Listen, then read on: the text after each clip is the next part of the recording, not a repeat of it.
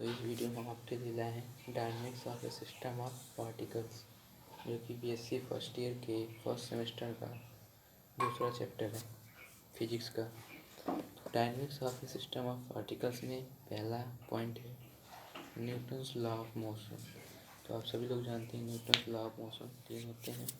First law, जिसे law of inertia भी कहते हैं। सेकेंड लॉ ऑफ मोमेंटम या लॉ ऑफ फोर्स होता है। हमने इसमें लिख दिया है सब कुछ, बस आपको इससे नोट डाउन कर लेंगे और ध्यान से इसे पढ़ लेंगे। इसका थर्ड लॉ है law of action and reaction. इसके बाद आता है सेंट्रल फोर्स। सेंट्रल फोर्स क्या होता है? The force at any particle is said to be central force if it's has following characteristic. यानी कि सेंट्रल फोर्स वो फोर्स होता है जिसमें कुछ ऐसे महत्वपूर्ण बिंदु होते हैं जो वो फॉलो करे। जैसे पहला, force is direct toward fix point, और दूसरा होता है इट्स मैग्नीट्यूड और function of distance of particle from the fix point. इसका फिगर बनाया गया है। और सेंट्रल फोर्स बराबर होता है vector F equal to minus F R बटे R into R vector R. इसके बाद अगला पॉइंट होता है इसमें सेंट्रल ऑर्बिट। सेंट्रल ऑर्बिट क्या होता है? The path at which the particle move under the central orbit force is called central orbit. Central orbit का फॉर्मूला क्या होता है? U equal to 1/r। और बात करें differential equation of central orbit की, तो वह होता है D square U upon D theta का square plus U equal to P by H square U square. उसके बाद एक इम्पॉर्टेंट क्वेश्चन है जो कि हर साल एग्जाम में पूछा जाता है। ये क्वेश्चन है find the law of force for which equation of central orbit is.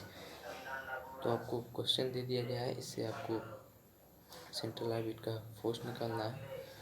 इसमें मान दिया गया है, इसे आप निकाल लिया है, बस आप इसे नोट कर लेंगे। आप लोग इसका स्क्रीनशॉट ले लीजिएगा वीडियो को रोक के।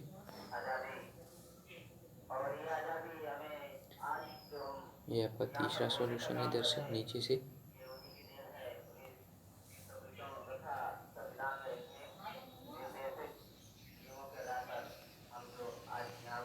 और अगला पॉइंट है conservation force.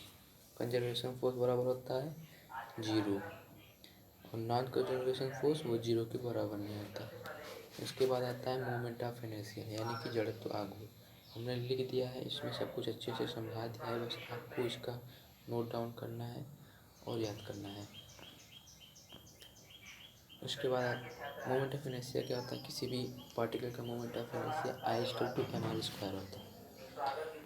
Moment of inertia को कैसे सिद्ध करेंगे ये भी इसमें दर्शाया गया है। उसके बाद moment of inertia of uniform body है अगला टॉपिक।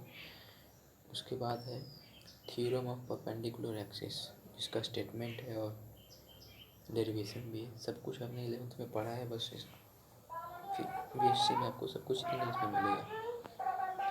उसके बाद अगला पॉइंट है थ्योरम ऑफ पैरेलल एक्सिस, इसका भी स्टेटमेंट है, डेरिवेशन भी किया गया है आगे। ये रहा आपका डेरिवेशन। अगला पॉइंट है moment of inertia of some regular bodies. इसमें पहला है यूनिफॉर्म रॉड।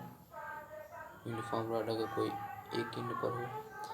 फिर इसके बाद दूसरा पॉइंट है यूनिफॉर्म रॉड का अगर ग्रेविटी पर हो।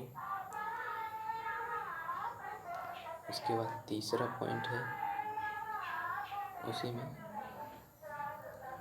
अबाउट टेंजेंट का है।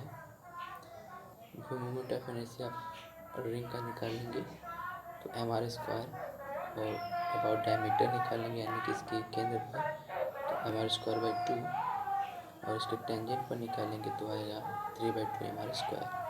सब कुछ लिखा गया, आप इसका स्क्रीनशॉट लेके बस सीधा आप लोग अपने कॉपी पर नोट डाउन करेंगे। हम इसमें ज़्यादा कुछ समझा नहीं रहे हैं, क्योंकि बस आपको टॉपिक बता रहे हैं कि इसमें क्या क्या पढ़ना है, टॉपिक में क्या है।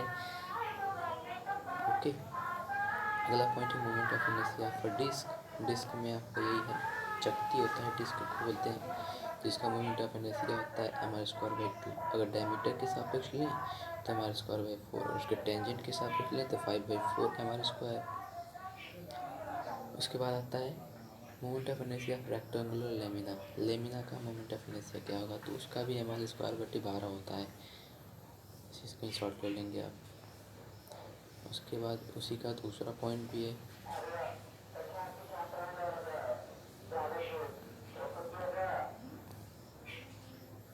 फिर अगला लास्ट है इस चैप्टर में क्वेश्चन है इंपॉर्टेंट, जो हर साल एग्जाम ये भी पूछा जाता है, तो आप इसे भी नोट डाउन कर लेंगे। आई होप वो सब कुछ समझ में आ गया होगा। तो ये था आपका पहले चैप्टर में, जो कि आपको dynamics of A system of particle, इसमें जो कुछ भी आपको पढ़ना था। इसमें इतने टॉपिक्स हैं जिसको आपको पढ़ना है और उसमें से एग्ज़ाम से कुछ पूछे जा सकते हैं। तो वीडियो देखने के लिए धन्यवाद, और आप चैनल को सब्सक्राइब जरूर कर लें।